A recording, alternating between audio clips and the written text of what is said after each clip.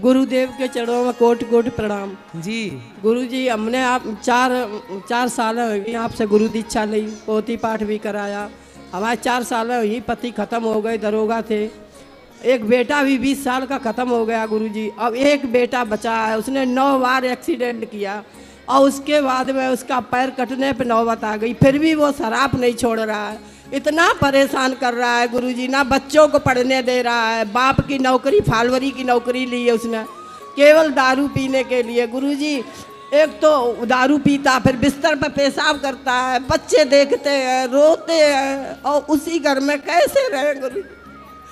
कोई बात की कमी नहीं है, कम से कम 1 करोड़ की संपत्ति है, सब कुछ है प्रभु, लेकिन हम बहुत परेशान हैं। तब बेटे का पत्नी कहाँ बेटे की? जब यहाँ फरुखाबाद के हम रहने वाले हैं, और पत्नी जब इसने फालवरी की नौकरी कर ली तो 2 महीना डेली सुबह 5 बजे चला जाता था, रात के 12 बजे आता। 2 महीने में बहू भी बीमार पड़ गई, हम भी बीमार पड़ गए। सब कुछ अच्छा है, लेकिन गुरुजी अब 2-3 मोटरसाइकिलें खो दी, और अब भी जब 10-15 लाख रुपया लास्ट एक्सीडेंट में लग गया, अब भी दारू पीना बंद नहीं करता। तो और बहू को हमने 14 साल तक समझ ही नहीं पाया कि बहू ऐसा कर रही है। बहू गर्भपात बराबर कर रही है गुरुजी। 7 बार उसने गर्भपात किया है। लास्ट बार जब हमने जाना तो हमने कहा बेटा ऐसा मत करो। हमने आपकी भागवत सुनाई जिसमें आपने गर्भपात के बारे में बताया है। इतना अपराध लगता है कि भागवत से भी नहीं इससे उद्धार होता। प्रेमानंद महाराज जी की बात, उसके पैरों से मूड रख दिया गुरुजी, फिर भी वो नहीं मानी, उसने गर्भपात किया। कितने बच्चे हैं? 2 लड़के हैं। अब तो 2 लड़के होने के बाद भी कभी ऑपरेशन नहीं कराया उसने? नहीं गुरुजी, हमने उससे कहा जब बच्चा छोटा वाला 2.5 साल का था, हमने कि बेटा जो अगर बच्चे करने हो तो कर लो और नहीं करना हो तो ऑपरेशन करा दो, लेकिन गर्भ हत्या कभी मत करना। हाँ। हमने बहुत अच्छे समझाया सबको कि ना हमारे का बस में है क्या, हम कैसे बच्चे कर लें। हम चुप रहिए गुरुजी। तब उनके पिताजी थे यहाँ, तो हम चुप रहिए। उन्होंने कहा कुछ मत कहो। हम यही समझते, बेटी से बढ़ के हमने बहू को माना, लेकिन वो पीठ पीछे ऐसे करती रही। जब लास्ट मैंने रोका, उसे सब कुछ किया, फिर भी वो नहीं मानी और उसने बच्चे को हटा दिया। हमने कहा अब ये तो गर्भपात क्यों कराना है? बच्चा यदि गर्भ में आ गया है तो फिर 9 महीने बाद उसे आने दो संसार में। तो गुरुजी जब से ये गर्भपात कर रही तो 9 बार एक्सीडेंट उसका हो चुका है। उसकी बुद्धि ना काम कर रही।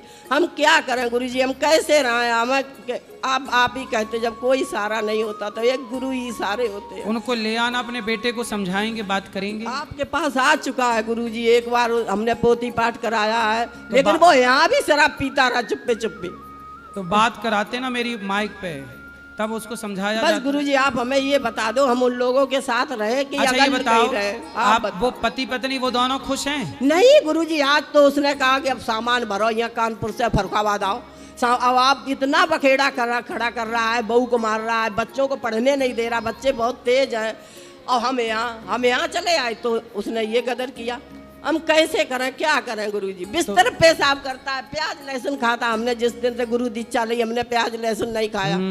आपके बताए हुए मार्ग पे चल रहे गुरुजी। बेटा बाप की नौकरी पा गया है तो पहले भी शराब पीता था? तो चुप्पे चुप्पा पीता होगा, तभी तो अब इतनी पीने लगा। ऐसे कैसे पीने लगे? तो शराब इतना पीता है तो नौकरी कैसे करता होगा ये? नहीं, 11-13 हजार रुपए दे रहा है, जो फालवरी की नौकरी गुरुजी होती है, खाना बनाना।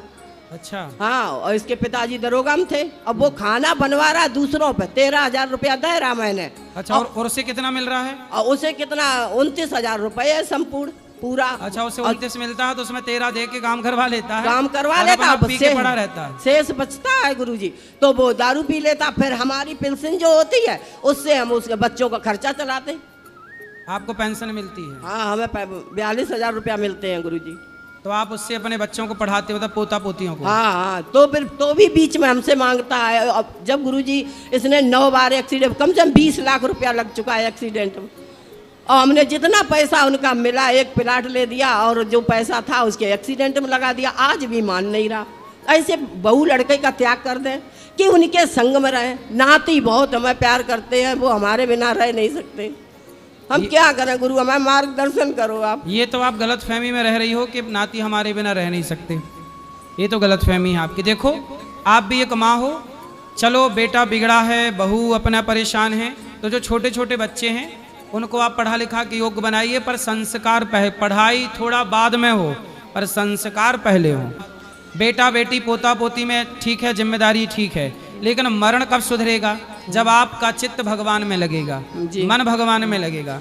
इसलिए बेटे को समझाओ, समझ जाए तो सही है, नहीं समझे तो ठीक है, उसके हाल में उसे छोड़ो और अपना कल्याण करो। उसके चक्कर में हमारी भारत जैसे ज्ञानी ने एक मृग में मन लगा लिया तो उन्हें मृग बनना पड़ा। जी, तो हम लोग यदि पोता पोती में उलझे मर गए तो चलो पोता पोती तो कल आपको भूल ही जाएंगे, जी, लेकिन आपकी तो दुर्गति हो जाएगी।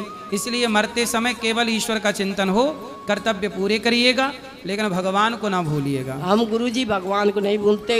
1 घंटा या 2 घंटा पूरे दिन जो काम करते हैं, नाम जप करते रहते हैं, लेकिन वहाँ पर कैसे रहे गुरुजी? जब वो लड़का शराब पी के आता है, एक बार बेटे को लाना, एक बार 7 दिन की छुट्टी कराओ उसकी और मेरे पास लाओ। 7 दिन यहीं रहो मेरे पास, बताओ कि ये लड़का है, हम उसे 7 दिन में समझा के ठीक करने का प्रयास करेंगे।